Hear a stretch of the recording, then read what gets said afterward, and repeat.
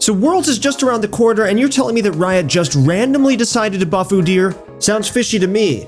Is Udyr coming at Worlds? Well, nice try, Riot, but maybe in some other universe. What is up, Team ProGuides? Christoph here with you today to bring you your 10.19 patch rundown. And like always, we're going to be going over all the new content and changes hitting Summoner's Rift on the latest patch. This patch is a major one. It's the one that Worlds will be played on, so I'm very excited to share with you guys. There are some minor, heavily nuanced changes, as well as some outright big ones. We're going to be going over 5 tier lists aimed at helping you guys choose the best champions for climbing, and if climbing is something that's important to you, then make sure to go to ProGuides.com, where we have a ton of content, as well as amazing services to help you guys get better at League of Legends. Save yourself some time and go to ProGuides.com. It's the fastest way to get better at League. Finally, for our question of the day, if you could just sit down and have a friendly chat with any champion, who would it be? I think this is all dependent on my mood, but I'd probably want to talk to Sona. With Sona, I'd actually enjoy having my own monologues. Well, because she's mute. Let me know your guys' answers in the comments below. I'd love to read them. With that being said, let's jump right in. As opposed to what we believed previously, we've actually got a ton of new skins this patch. First off with the release of Samira. Psyops Samira will be joining the skin shop alongside Psyops Kale, Pyke, Victor, and Zed. Championship LeBlanc is also available now, and True Damage Yasuo Prestige Edition is now an exclusive you can earn. Once again, these skins look pretty awesome, and you'll definitely want to check them out when they're available in the skin shop. Next up, let's run through the balance changes.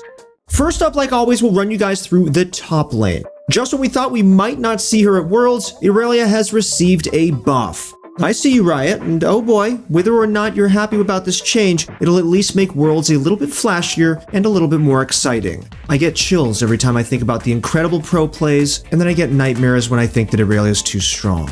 Aurelia's late game is once again getting buffed, as its damage on both the missile as well as the parameter are going up from 125 to 325 to 125 to 375. Of course, this means that when Aurelia has her ultimate in the mid to late game, she'll be dealing more damage than before. Otherwise, her damage output remains the same, so I think it's a pretty reasonable buff. She's only stronger when she's casting her most important ability after all. We'll happily keep Aurelia in the A tier for now, as she's still not showing the best results in solo queue. However, we do think she's an incredible competitive pick, and it's just one of those balancing struggles. We've made a couple of changes to our tier list this time around, in spite of the fact that we've only got one buff in the top lane. Pantheon and Kale have been moved from the B tier to the A tier this time around. Kale's recent changes actually left her much stronger than we originally anticipated, and it's time that we went ahead and moved her up a tier as a result. For reference, her win rate at the end of last patch was 51.5%, which is pretty good considering she's a late game hyper carry.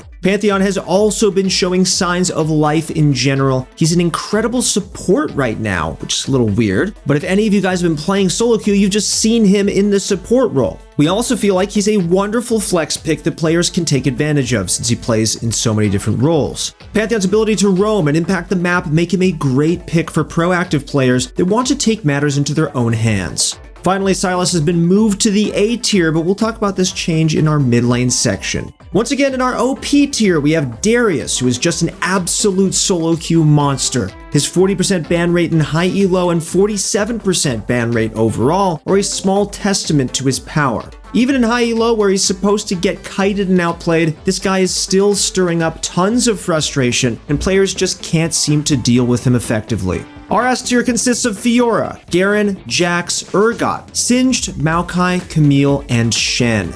Next up, let's talk about the jungle.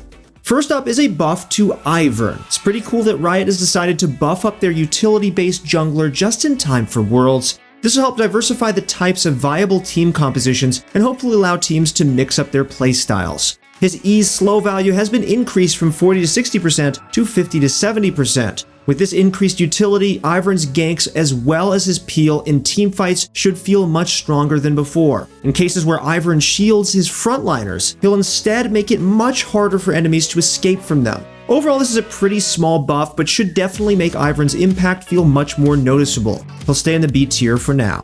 Udyr is next up for buffs as well, as his Phoenix Stance cone damage has been increased from 50 to 275 plus 60% AP to 60 to 310 plus 70% AP.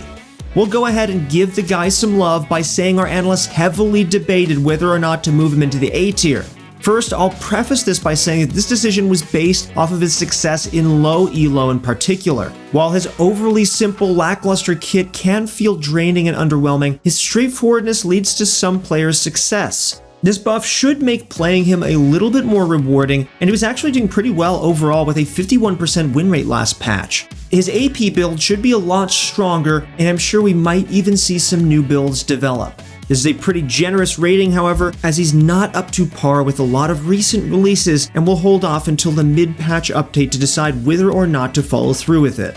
Next up, we're going to be running through our OP picks of the patch, which are going to be Hecarim and Rammus. In case you missed our mid-patch update, we moved Rammus up into the OP tier. This pick is weighted a little more for our low elo folks, but Rammus is really popping off across every rank. He's tanky, has easy to land crowd control, and deals a ton of damage. I mean it when I say it, these two champions are the most dominant picks in solo queue right now. Hecarim commands a lot of presence across all ranks, as seen by his 52% win rate, immense play rate, and 12% ban rate overall. In high elo, the ban rate shoots up to 23% instead. Finally, our S tier for the jungle consists of Evelynn, Kha'Zix, Karthus, Fiddlesticks, Nunu, Rek'Sai, Vi, Elise, Kayn, and Graves. Alright guys, that's it for the jungle, so now let's head into the mid lane.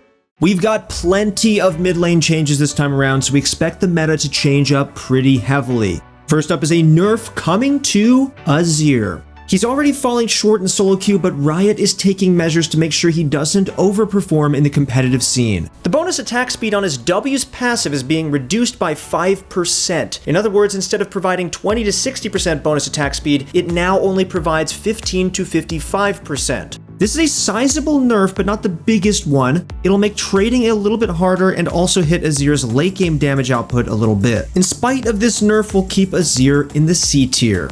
Twisted Fate is also up for a nerf. His movement speed has been reduced from 335 to 330. He's actually been an extremely popular competitive pick for his incredible map pressure. He adds a deeper level of macro play to the game, and pro players are happy to take opportunities to play when given. 5 less movement speed is actually a pretty big deal though. Twisted Fate is a straightforward champion, and he lacks any mobility on his abilities. Hitting his movement speed limits his ability to maneuver around significantly more than others, and earlier this season, Twisted Fate was undoubtedly an S tier pick, and it's kind of sad to see how far he's fallen. However, with this immense amount of presence in competitive play, it was inevitable that he would be hit with the nerf hammer, so we're going to keep Twisted Fate in the B tier for now. Akali has also been itching for a nerf. In order to avoid seeing her take the world stage by storm as a potential 100% pick or ban champion, Riot has decided to give her a light nerf. The damage buff on her Q is getting reverted and going from 35 to 135 to 30 to 130. Also, her Q's AP ratio has been reduced from 65% to 60%. While her win rates aren't really that high, her ban rates have been rising significantly. Overall, she ended last patch with a 24% ban rate, with that number drawing much closer to 30% in high elo. The low cooldown on the ability makes it a volatile ability to balance. Even 5 damage can be pretty big, as this is Akali's bread and butter ability. For now, we're going to be moving Akali down to the B tier, but we'll keep an eye on her to double check if this placement is accurate as the patch plays out. Aurelia is also receiving a compensation buff for the unintended nerf that she got last patch. In her last set of changes, she got some quality of life buffs as she gained the ability to access her movement speed buff with or without a target. However, she also received some nerfs to make sure that she didn't become OP. Unfortunately, these nerfs were kind of overkill, and they've been reverted this patch. Her W's cooldown has been reduced from 10 to 6 seconds to 9 to 5 seconds, while the mana cost has been reduced from 55 to 40. With that, we can go ahead and move Ahri back into the A tier. We had to momentarily bring her down to the B tier because of the nerfs, and we're glad to see her make her return. Sylas also received a nice little buff this patch. His ultimate's cooldown has been reduced from 100 to 60 seconds to 100 to 40 seconds. A 40-second cooldown on his ultimate is a really big deal. Sure, stealing an Udyr ult might not be the most threatening thing, but he's going to be putting a lot of pressure on his opponents. There are so many impactful ultimates that players will have to be mindful of. Sure, they can pick up wombo combo champions like Kennen and Rumble, but do they really want to give Sylas another ultimate to steal? This is definitely stuff that players have to think about in competitive matches, and I'm sure we're going to be seeing Sylas lock-ins in both solo queue and competitive play very soon. We moved Sylas up on our top lane tier list, but he's already S tier in the mid lane, so we'll just leave him there.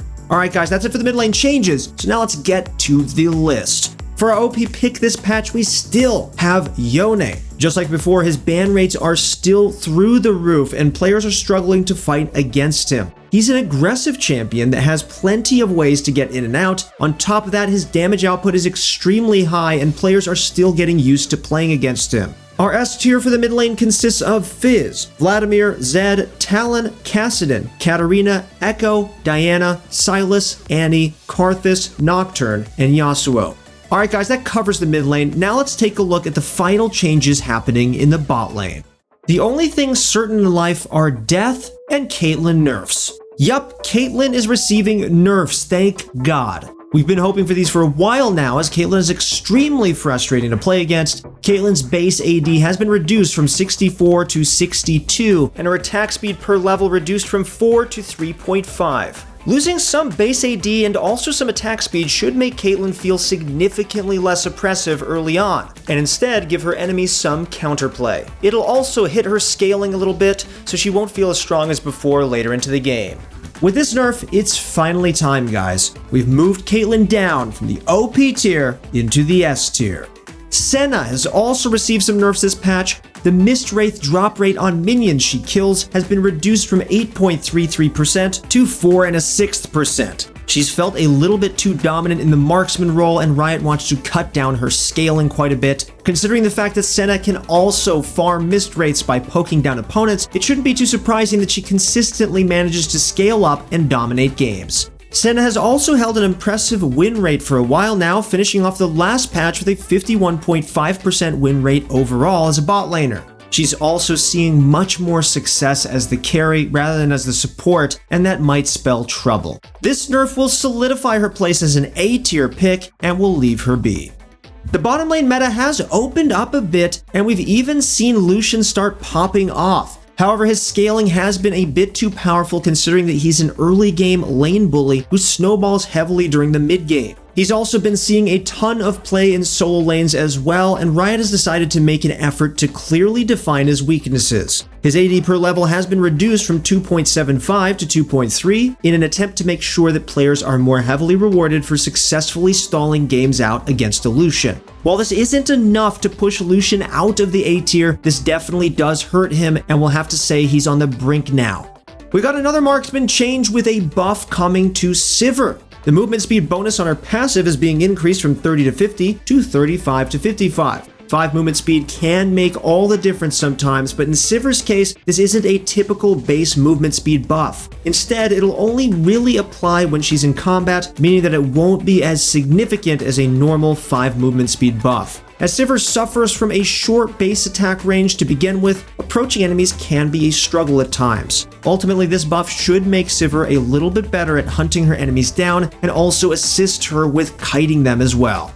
Riot just loves buffing flashy characters, don't they? So they've gone ahead and yes, they've buffed Vayne. Her ultimate's bonus AD is going up from 25 to 55 to 35 to 65, and that's definitely going to be a noticeable buff. After level 6, Vayne is going to have a lot more kill pressure than before, and 10 damage is definitely going to be a noticeable buff at all stages of the game. Vayne will snowball even harder than before, and she'll also have an easier time in even or losing matchups as well. The extra attack damage should help her swing those matchups toward her and reward her more heavily for capitalizing on her enemies' mistakes. Considering that a lot of lane bullies are getting nerfed, we've gone ahead and moved Vayne up to the S tier, tentatively. This is a change that's quite volatile, and we'll have to really see how the meta develops now that Caitlyn has received a small nerf. In our mid-patch update, we'll let you guys know if our placements need to be changed.